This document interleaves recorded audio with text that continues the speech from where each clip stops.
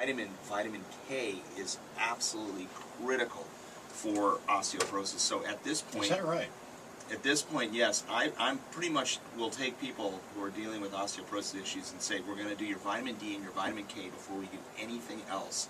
And I really feel more will be done by adjusting those levels than even coming in with any calcium whatsoever. Well, but here, and vitamin magnesium and boron being your third and fourth mineral. Calcium being down about 5 or 6 on the list. I mean, your body does use it in building bone, but it's really these other factors are far more critical for getting the calcium in there. We often hear only about vitamin K when it comes to hemophilia. We only hear about it for clotting, but actually yeah. K is coming out big time. Now, this is really interesting on vitamin K. One of the big things that it does is K guides calcium to get properly put in the bone. And the recent studies that came out on calcium supplements for osteoporosis are finding that women taking a lot of calcium are getting it deposited in their cardiovascular system, not in their bones. That's not good. That's not good. It's terrible. It's terrible. But guess what vitamin K does? Vitamin K goes in and takes the calcium out of your arteries and puts it back into the bones. And how do you get vitamin K if you don't take it in a pill form? You get it from eating a ton of dark green leafy vegetables and drinking green tea.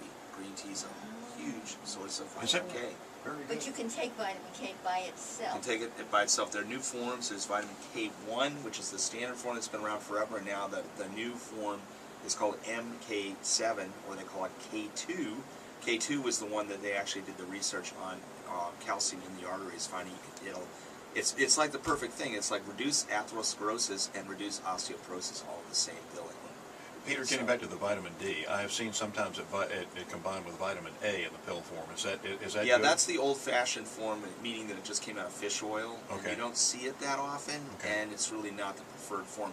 The actual real form that they're deriving most of vitamin D from these days is lanolin from sheep wool.